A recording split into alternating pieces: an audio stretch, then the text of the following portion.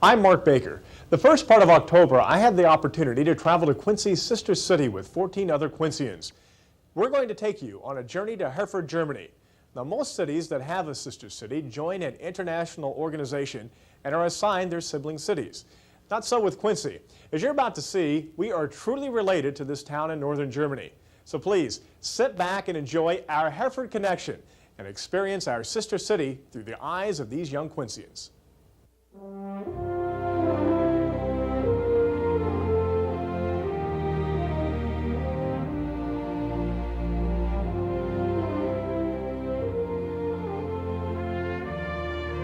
Crowns in my purse I have, and goods at home, and so I'm come abroad to see the world. Shakespeare's line from The Taming of the Shrew captures the moment as these 15 Quincyans embark on their 2-week adventure to their sister city in Germany. I hope to see where my grandparents came from and that area with my grandmother on my father's side. Just going to Germany to expand my mind a little bit, and in particular I'm interested in the breweries in Germany and how they brew their beers. To create some new friendships that we can keep for a lifetime. For many, this is their first trip overseas, one that takes them across 6 time zones. And as we shall soon see, one that in many respects has taken them back centuries to the old country.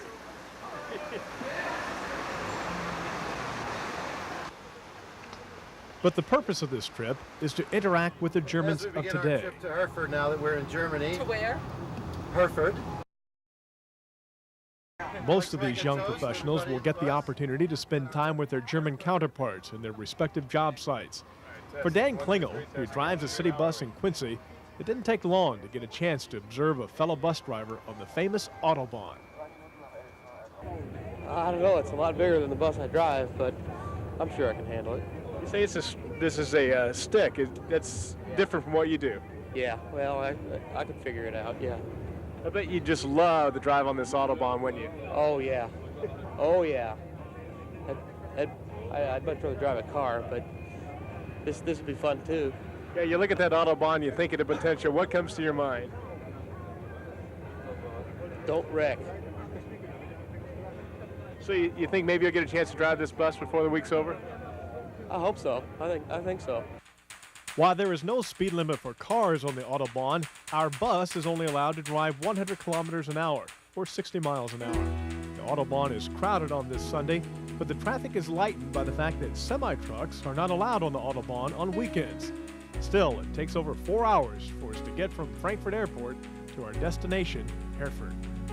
This bus ride, however, gives us an opportunity to view the German countryside, the rolling hills and green fields. The green here is different, a brighter, sharper color than back home. Tiled roofs and German villages dot the landscape. When you look at these villages, you know, in the States they're so nice and orderly, and you have like your checkerboard city squares and everything. But when you look at the villages here, you don't see any rhyme or reason. Well, that's because the houses were there before the streets were there. It's all very enticing, but it's the people behind this romantic environment that will have the largest impact on this group. Each is assigned a host family during the stay in Herford, and after 25 hours of travel, they're tired, anxious, and even a little apprehensive about meeting their families. It doesn't take long before these Quincy natives feel at home in their sister city. I'm fine. How you doing? Good to see you. Good to see you. TV? We're on TV here. This is Bjorn. Hi. I felt like I lucked out and got the best family out of the whole group, but when we were talking on the way back, I think everybody felt that way a little bit, and that the family that they were staying with was the best one. Only a few of the Americans speak any German, but many Germans do speak at least some of our language. The children begin learning English in the 6th grade, and you find when you travel in a foreign country, there are ways to get by. Mike? Ben. Fortunately, most of the host families, however, have at least someone who can speak English. But you don't have to speak the language to soak up the German culture, which begins in the home. What she's going to do now is to bind the gravy. And she asked whether you wanted some cream there. The Germans are often considered to be the uptight Europeans, not as easygoing as the French or Italians. They may be more reserved. That should not be mistaken for a of hospitality. Their schedules might be a little more rigid, but it's quality family time, budgeted inside the home. Life seems to be at a little bit slower pace in Germany. There's not such a rush. The stress levels don't seem to be as high in Germany as they are in this country. You really seem to take your time when you're doing things. When you sit down and eat a meal, you take your time to visit and talk, and it's not, hurry up and eat, go do something else like it is typically a lot of places here. It was just very different. I personally really enjoyed it, and I thought that I wouldn't mind living like that for quite a bit longer than the 2 weeks that we were there. For Matt Mueller, however, the experience is different. His host family runs an inn. It includes a bar and restaurant. So Matt, what have you been eating here? I don't know, a little bit of everything. Got some eggs. And the neatest thing that they have here, I think, is like this bacon stuff. It looks like bacon, and it is bacon basically. It ain't all the way cooked. It's like real, like, right for you. You know, back in America, people eat this stuff. The first night here, she made me some tomato soup. And it ain't like your actual tomato soup that I've had. It has rice and meatballs in it. And, it was real good. She's supposed to give me the recipe, and then, I give it to Mecky to translate back to English for me, because my mom is going to fix it for me when I get back. Matt is the only member of the group who is not in the workforce. He's a senior in high school. This trip is a rare opportunity for him to compare teenage life in the sister cities. Like, we like football, baseball, and basketball, and over here the main thing's soccer. Pierre also plays tennis, but not much of soccer. Soccer's their big thing. Now, I understand, okay, then you can drink beer while you're here, but I understand there's some things you can't do that you could do back home, like what? Yeah, well, drive. You got to be 18 to get, your driver's license, and, they don't have it at school. Like the husband here, he has his own driver's place, and it's called Farschulas over here. And it costs about $2,000 just to go. $2,000? That don't even matter if you pass or not. It's $2,000, just to go. Known for their beers, brewing history. Beer is usually drunk at room temperature, which brings out more than. In fact, the Germans drink their beer more for the taste than for alcoholic content. John Grifford has imported beers back at his restaurant in Quincy. Now he has the opportunity to get behind a German bar in Herford. One thing that I've noticed over the way people prepare beers here, it takes 7 minutes. It's a proper way to prepare. Okay, it's been about 7 minutes now. We're going to finish these off. And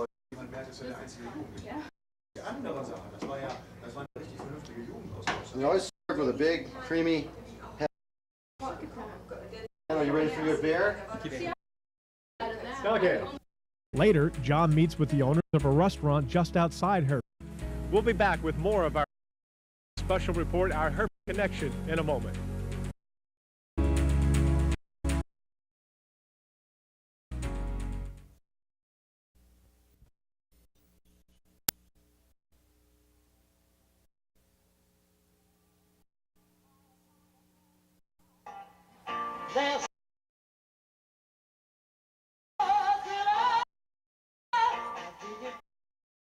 You put a little seasoning. What's in the seasoning you have there, Kirsten? Things. A lot of things. Hot? It's a secret, Is it? Important part of any begins in the kitchen. But John begins his observation. His charcoal up real neat. It's got grooves in the surface that allows all the fat to drip. And I don't think I've seen this particular grill in the United States. It's a nice setup there. This is smoked salmon there. Okay. And fish do you serve? Serve any shrimp or? Yeah, we have on set and big shrimp. Shrimps, okay. On a spice. On the grill, That's okay. very nice. Have you ever heard of catfish? Catfish? Yes. Catfish? Oh no. Do your waitresses, do they earn tips here? Yes, but not so much. Not so much? No, not much. You mean? Sometimes people give much, Right. and sometimes they say, all okay, thank you. And Restaurants in Germany are pretty much the same as they are in the United States. You have to have good food, good service, and a clean environment and to be successful. You don't have to sit in a pub or restaurant to get into the festive spirit in Hereford. There are several festivals during the year, including this carnival. You are the sweetest girl that you've ever But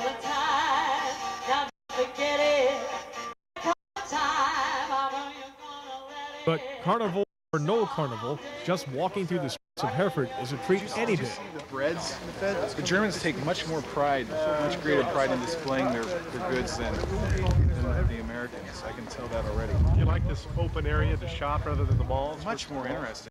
Much more interesting. Yes. They have their items out on the street to invite you in. I was behind beside a bakery and just smelling the bakery, and we don't have bakeries in our malls. So fantastic. What a great experience. These pedestrian streets are the lifeblood of the business district. And for Andrew's staff, who has worked on the Uptown Quincy revitalization program, it's an opportunity to learn from our older sister city. They do an excellent job as far as providing street landscape, and all their walks and even their parking lots are all done in paving bricks. And you can tell they put a lot of time and effort in maintaining those. And what we're doing and what the city, I think, is trying to accomplish downtown with their campaign of revitalization is similar to what Herford already has existing. If these streets are the lifeblood of the city, these historic buildings are its soul, telling the tale of centuries of German civilization.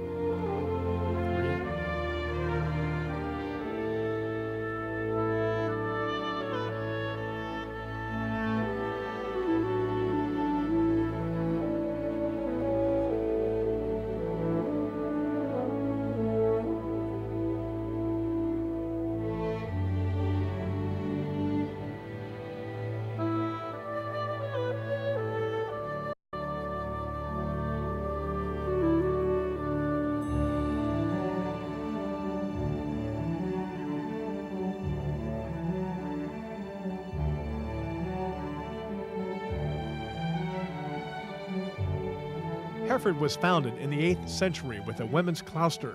Religion has played an important part in the city's 1,200-year history. Today, many different types of architecture stand side by side. The methods of construction, however, differ in many respects, as Quincy engineer Bob Vinverlow finds out. Their style of construction is very labor-intensive, and with labor the way it is in the United States being the most expensive part of any construction, I doubt you would see any contractor or any engineer recommend this type of construction, although it is, obviously very durable. The other thing about their houses that they're doing now is placing concrete floors for all the floors, including, second and third. Wood is much more expensive over here than it is in the United States, and it's just not feasible for them to do that. When you see someone building a house, you always see a small crane at the job site, which is completely different from what we have in the United States. Very rarely do you see a crane for building a house in the United States. He said that a crane is required because the walls are so heavy, being made of brick, that they must pick them up, place them, and then place the concrete second floor, and then the second floor walls, and the third floor, and so on. The only wooden part of a modern house is the rafters in the roof. But some of this architecture looks familiar to Quincyans. In the architecture, especially in the German village, you'll see the plants that are the flower boxes and things like that. Of course, it's no coincidence that Quincy has some of the traits of its older sister city. Many of our German ancestors emigrated from the fatherland in the 1840s and 1850s. Some came from the predominantly Catholic Black Forest area in southern Germany. The others, who came from the Herford area, were mostly Protestant. They sold their belongings and traveled up the Weser River to the North Seaport of Bremerhaven. From there, they embarked on a 3 to 4 month journey to America, eventually settling in the Quincy area. In a moment, we'll return with our News Channel 10 special report, Our Herford Connection, and take you to the North Seaport of Bremerhaven.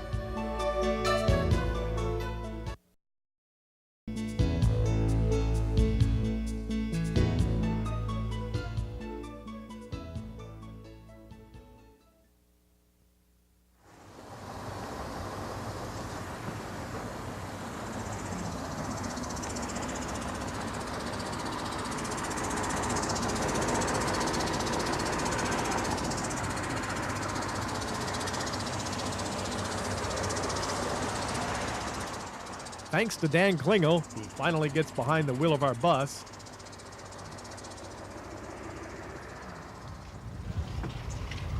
Oh no, Dan's driving. Get back.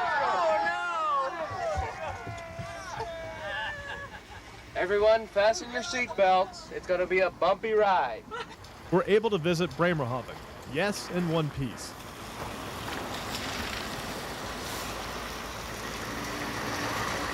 The museum here shows us the perils of the journey to the New World.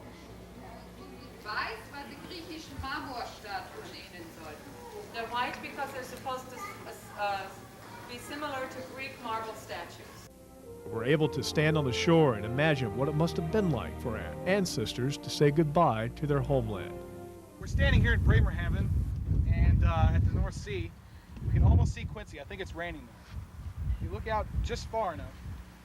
And this is the Statue of Liberty's little brother, and he's waving goodbye to the immigrants who then would go to America, and America, of course, would have the Statue of Liberty saying, "Welcome in." So this is where we are.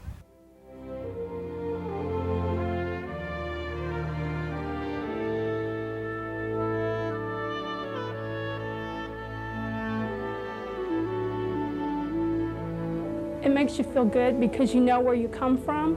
And when I walked along the water, I saw where they got on the boat and left and how bad they would feel, because when they left the country, they would have severed everything and then came to America, and they didn't have a country till they came.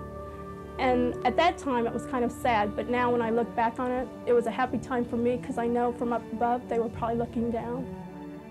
April Nelson's great-great-grandfather, Heiner Lukihans, came to America from Westphalia, the state in which Herford is located. They came by ship from Bremen, and later on in 1876, I think, they came by train from Bremen. Okay, but this is the point where they embarked. Yeah, yeah. Lukihans is the name. Lukihans. Aha. Das ist wahrscheinlich zu wenig. Year, something. We need all you have. Year, ship, date of departure, when he was born. With the help of the archives at Bremerhaven, April is able to find out that church records show her ancestors left Germany for America in 1852. We've always been told this story, and we didn't have anything to verify it, and now we know, so the records are correct. While we tap into our roots on this journey to Germany, we also get a look at modern Germany. During our official welcoming by city officials in Herford, we have a discussion about the Germany of today. No country has seen more turmoil since our ancestors left here 150 years ago. 2 world wars and the Cold War tore the country apart, and the Germans showed tremendous resilience. We have 3 elections on the 16th of election for the Federal Republic and the election for the County Council. And we get a brief lesson in German politics. For example, in Germany, you don't vote for an individual running for office. You vote for the party. It's up to the party to put whomever it chooses into power. They pick the mayor with they have 51 councilmen, and they elect the mayor. And they have the Social Democrats and they have the Christian Democrats. And the Social Democrats are the Democrats, and the Christian Democrats are the Republicans. And the majority won this time, which was Mayor Klickstein, got reelected again, and what was very unusual was he was running against his brother-in-law, the deputy mayor, Mons. But he won by going with the Green Party, which is the Environment Party, and they backed him again, and Mayor Klickstein won again.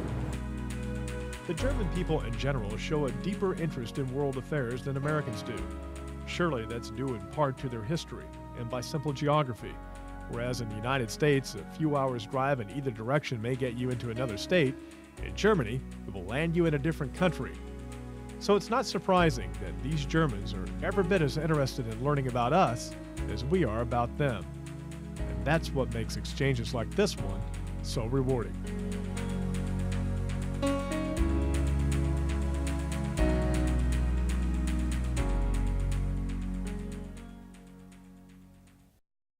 We hope you enjoyed tonight's presentation of Our Herford Connection. Be sure to join us tomorrow night at the same time for part 2 of our News Channel 10 special report. We'll follow more of these young Quincyans into the German workforce as they exchange ideas. We'll go inside this police station to see how law enforcement differs in the sister cities. We'll visit the fallen Iron Curtain and go beyond it to this town in the former East Germany, where the contrast between East and West are still evident 5 years after Germany was reunited. And we'll hear from Germans about the pains of reunification. See you tomorrow night.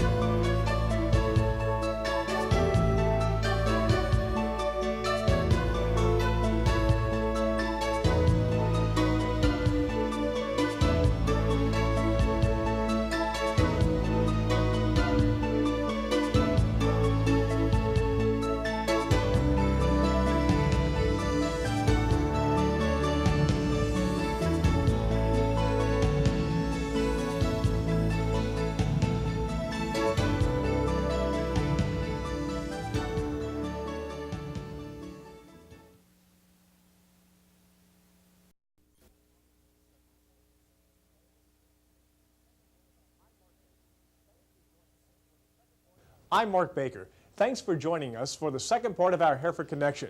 We'll see how some young Quincy professionals interacted with their German counterparts on their respective job sites.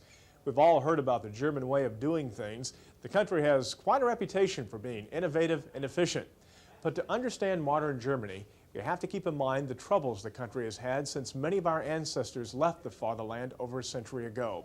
Even today, the reunified Germany is undergoing a remarkable yet painful transformation in the aftermath of the Cold War. Some of you have distant relatives in Germany. We hope this will give you a brief look into their lives.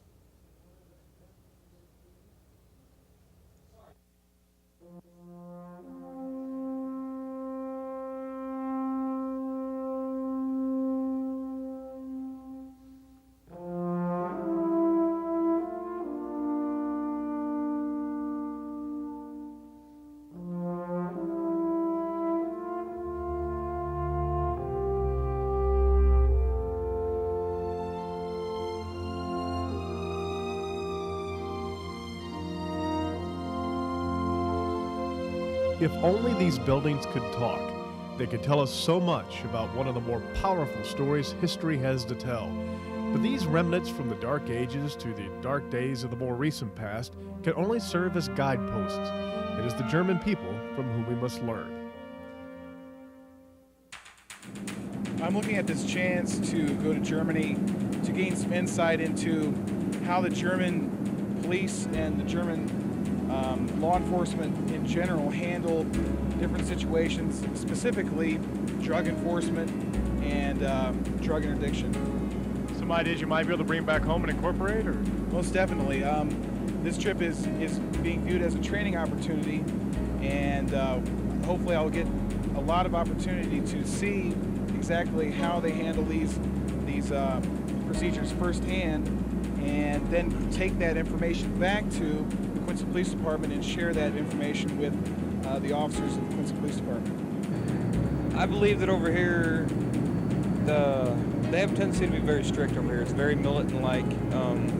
I believe in the United States, law enforcement is not necessarily that way. And hopefully, you know, with a little new ideas, and we can make some changes and maybe get some improvement somehow. Jeff Baird and Brian Muschold have a chance few of their fellow law enforcement officials back home ever get, an opportunity to visit a German police station and interact with the Polizei. Our policing is set up between communities.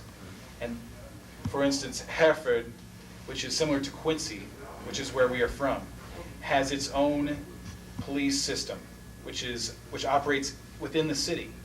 And then the next city would have its own system with a different police force, and they would have two different commanders. Whereas in Germany, it's one unit. Yes. It's countrywide, similar to our FBI. Yeah. However, your unit focuses on every problem. Motorways, burglaries, and then the national problems too, correct? Do you feel like your system would be more efficient than ours? I don't know if it is more efficient, and I don't believe it, because it's perhaps very efficient to have good connections in the city. Of course. But perhaps our system gives us, as policemen, more independence.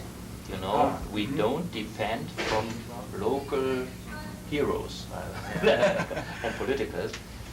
And political affairs, that doesn't depend, and we are more independent, perhaps. And that's, I think, is the main reason in Germany to have another organization of the police in order to have more independence, because you know our history, and the police was very strong. This officer is referring to the police state under the Nazi Party and the changes that were made after the Second World War. Today, the Polizei deals with different problems, such as terrorist attacks. This operations room, for example, would become a command center in the event of a terrorist strike. Next door is a telecommunications room.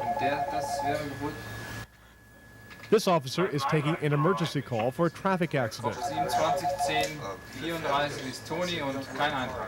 The layout of this station, with these two adjacent rooms and their respective functions, serve as an example of how the different levels of law enforcement fall under one roof in Germany.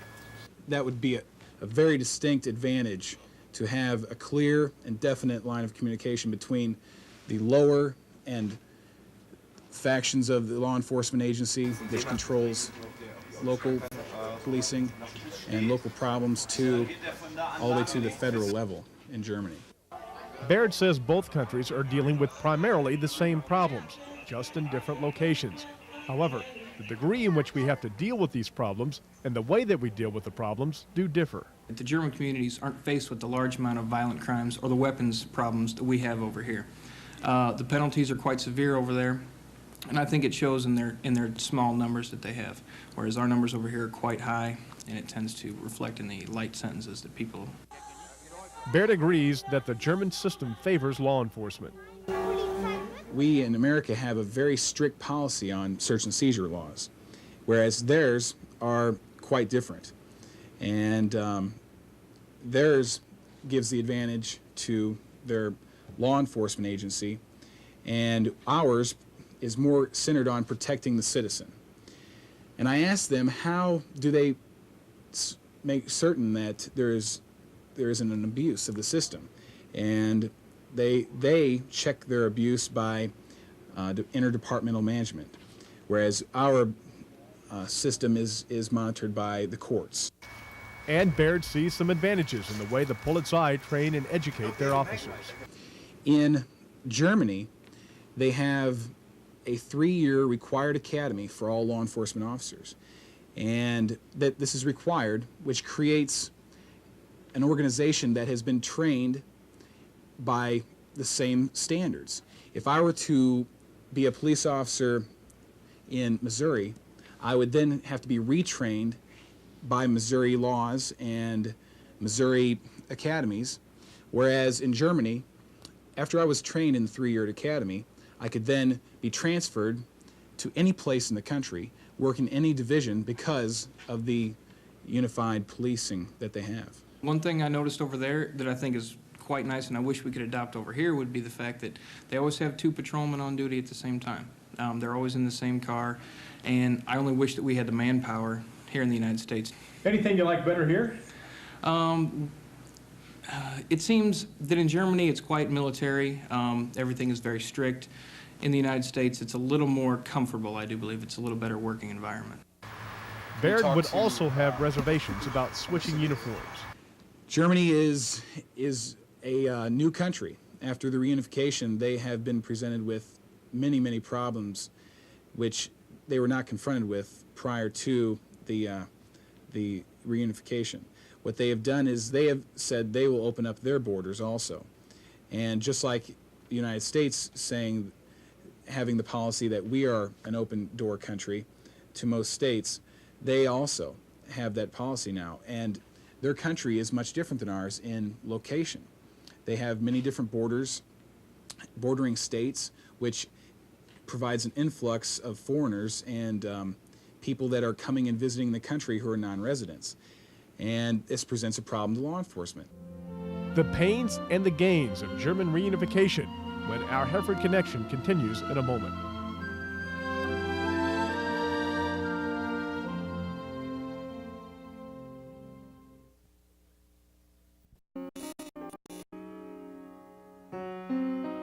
We Americans felt the impact of the Cold War primarily through our pocketbooks, paying taxes for defense spending, and at times the thought of a Third World War would haunt us. But as our bus approaches remnants of the infamous Iron Curtain, we begin to realize what it must have been like to live along this geopolitical tripwire, the line that separated two worlds, an artificial, albeit deadly, border.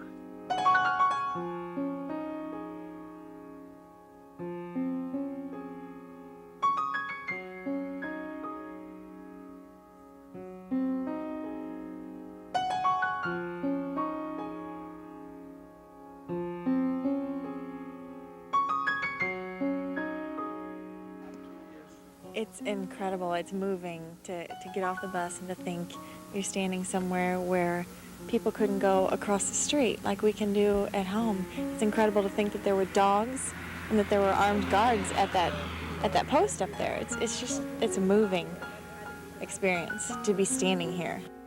For nearly 3 decades, armed guards patrolled this border. Where there weren't guards, there were attack dogs, minefields, and deadly wire. This tank road ran the length of the Iron Curtain, sealing off east from west. It's kind of an eerie feeling in a sense.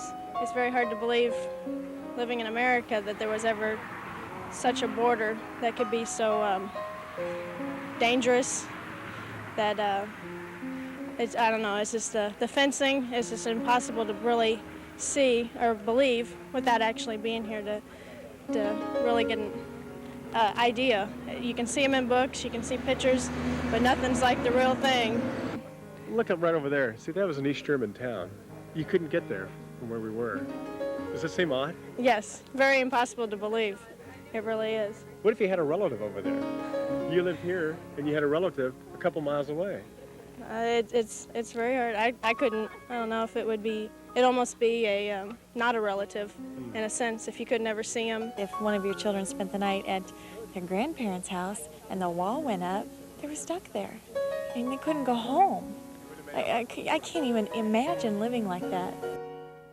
But for Mecki Kozen, our tour director who grew up in Germany, we get a somewhat different perspective. The people that lived in West Germany, it was just there. I mean, after a while, we didn't get terribly upset about it anymore, and we'd go to the borders on family vacations and on outings, and we'd stand there and look with our field glasses to the watchtowers that you can see everywhere, and you'd see the guards sitting up there looking with their field glasses at you.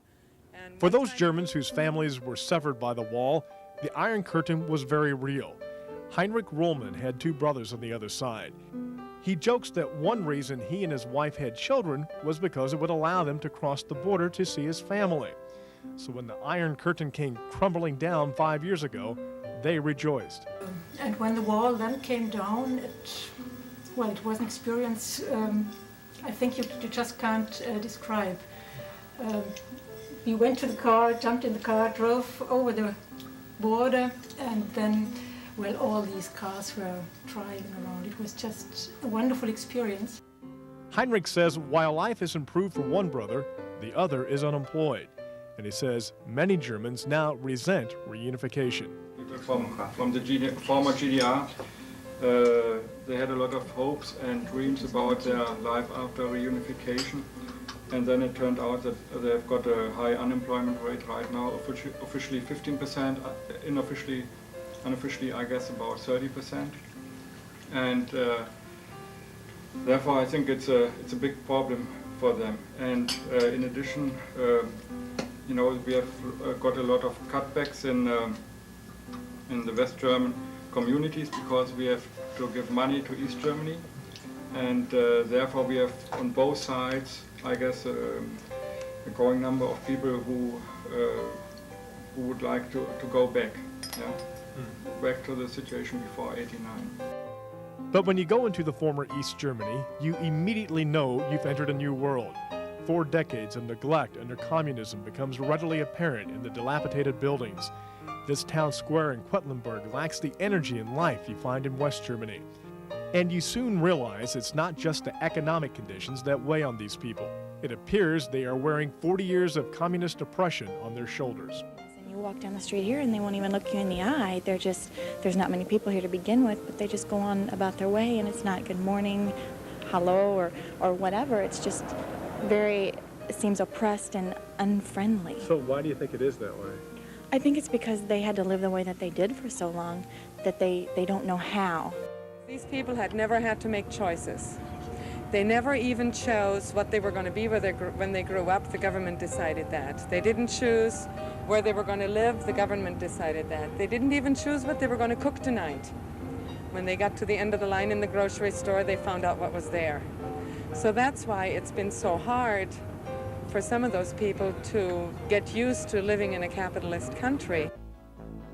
But there are signs of renewal, thanks in part to the West Germans who pay a solidarity tax, pumping nearly $70 billion a year into East Germany. But that, along with other economic disruptions caused by reunification, casts doubts in the minds of Germans on both sides of the former border. Some of the West German companies, they closed plants here in West Germany and they settled down in East Germany. Yeah? Because the labor costs were cheaper. The labor costs are cheaper, and in addition, after '89, there isn't any longer the war between, let's say, Western Europe and Eastern Europe, and therefore a lot of plants and companies not only go to East Germany, but they go to Poland. Yeah? Because German companies have to pay 10 times less for Polish workers than for German workers. The real tough part is definitely coming, plus the recession is still going on. Labor costs here in Germany are very, very high, and all our companies go, let's say, to Poland, to Czechia, and it reached a point where even whole industries and factories are stripped down of all their equipment, are resurrected somewhere in Czechia because they save so much on labor costs in Czechia, in the east of Germany, or let's say in Hungary, that practically all the sources with which we could make that money to pay it back one day are actually vanishing. So our distant relatives and friends in Germany have a lot of hard work ahead of them as they begin a new chapter in their nation's history. But when you travel through Deutschland, you realize what a highly disciplined society it is, one that is capable of the challenge. When we come back, more Quincyans on the job site in Germany, and we'll hear about some dramatic differences in the labor forces in our two countries. Take a look at it. Wonder if they'll ship that back to America for me. We've already seen how Quincy's German heritage came in large part from our older sister city, Herford. But what kind of influence has American culture had on our sister city?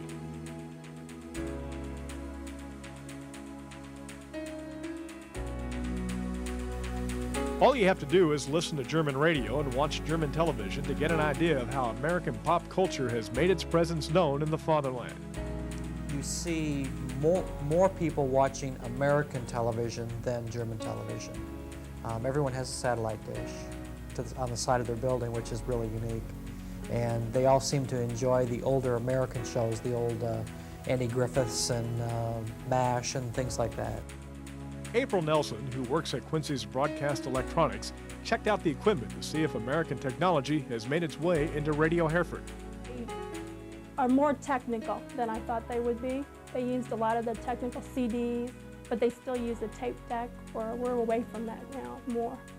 And they don't use records, and their transmitter, they use smaller transmitters than we did. The radio broadcasts are a little different. They seem to have one state-run radio broadcast for an area, and basically when you're in your car traveling down the road, when you pass from one area to another area, if the signal starts to get weak, your radio automatically switches over to the next strongest signal, which is basically the same broadcast. When it comes to the news, the Germans are much more conservative, and anchors often stand when delivering the news. And there's not as much emphasis on the personalities delivering the news.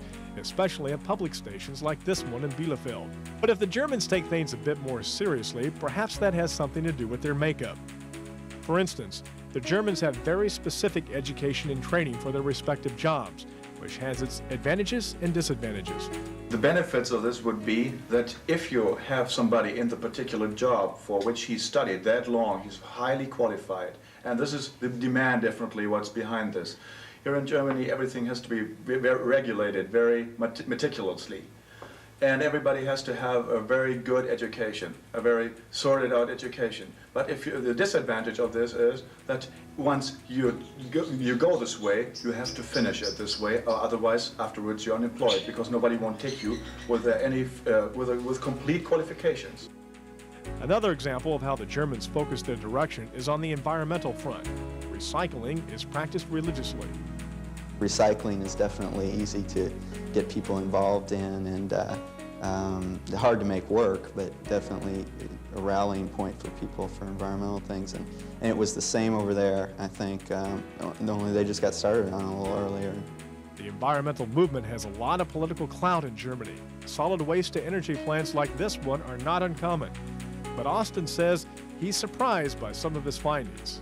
In the rural areas of West Germany, if you want to try to compare those to the areas that we see around Illinois, I think the rural areas of Illinois are far more advanced in their irrigation and their soil erosion. Austin says the Germans take their city planning seriously, a trait he thinks may have been carried over to Quincy. They take a longer time planning for their environmental landscaping around their city, and even in the city, the parks and stuff. And I think Quincy is an exception to the rule in general in the United States, that our architecture and our parks, and I mean, that's a real strong point of Quincy, and maybe that comes from the German heritage, I don't know. And don't be surprised if you see Quincy becoming more like its older sister city. Hereford's nicer in some respects because they don't allow cars to drive in the downtown center, or the town center, where all the shopping and all the retailing is, the small businesses. So you see a lot of vitality in that area. Quincy, we can bring that back to downtown. Not all the ideas and customs these young Quincy professionals have been exposed to in Germany will be incorporated into their jobs or their day-to-day lives when they get back home. But it has expanded their minds, and they have a better understanding of why other countries do things differently. After all, it's the interaction between people that causes societies to evolve. Our Herford connection has given Quincy a rich heritage, one that can only become richer by establishing relationships with our new German friends of today.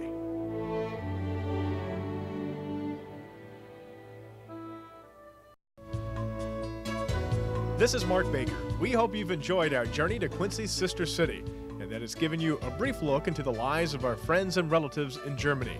We hope you've had as much fun watching our Herford Connection as we've had bringing it to you.